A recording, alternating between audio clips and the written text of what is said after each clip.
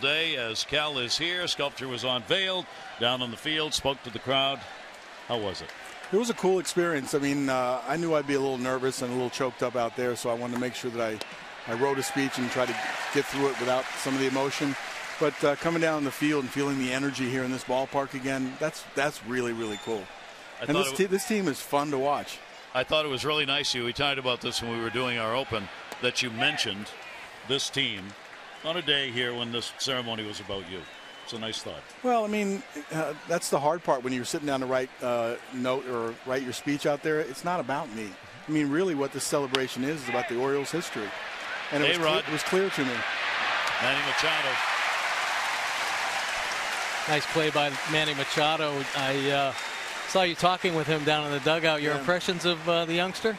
Well, I assume you've had a conversation or two with him, sure. And I'm sure he's benefited from your wisdom and advice. But I saw him at the All-Star game, and I was probing, and you know me, trying to pick him apart a little bit. And I was really impressed with his knowledge of his own game and his size at shortstop and some of the things that he was working on in the minor leagues. So not only is he talented, he knows the game pretty well. So that surprised me. I wasn't expecting that. That's good. Really what separates Manny Machado is his instincts at such a young age. Really good out there. He's got a cannon for an arm, too. He sure does. Here's Eric Chavez out playing at third base in the ball game, and the pitch will be taken up high. What could you have done with that cannon? Played out there in left field a little deeper? I might have played a few more years if I had a stronger arm.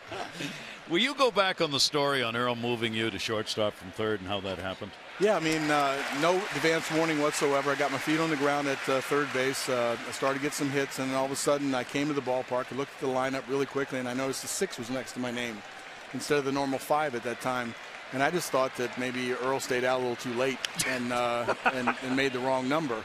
But then they came up to him and he said, no, you're playing shorts tonight. And he said, all I want you to do is, if the ball's hit to you, catch it, get a good grip on it, take your time and throw it over to first base. And if he's safe, then he's only on first. He's not on second. That was a vote of confidence going out there. Nice play by Robert Andino. Boy, Cal, you'd be really proud of the defense the Orioles have been playing lately. J.J. Hardy, especially up the middle, really solidifying it, but they've been playing great early on. A lot of fun to watch. Well, as a shortstop, I mean, you look at for years looking at the Orioles and not taking away from anybody, I didn't see that sort of presence in the middle of the lineup or middle of the field. And J.J., I watched him in Milwaukee and all the places he's supposed to be. He's very fundamental. He understands where his positioning is. He makes every play look easy as opposed to making them look hard. I think he was the key. I tell you what, Manny Machado coming over there has solidified the defense. There's no longer sort of a platoon or revolving door at the corners. And now, and it's okay to have platoon players or revolving doors in some cases. You can get a lot out of that position. But I'm a firm believer if you have one person there, then you start executing at a higher level. Yeah, I like that. Curtis Granderson up, 2 down, nobody on, and the pitch will be taken up high. Some great words. Talked about Brady Anderson, of course, your brother Billy, talking about your streak and things. They had a great perspective on that. But I have a question.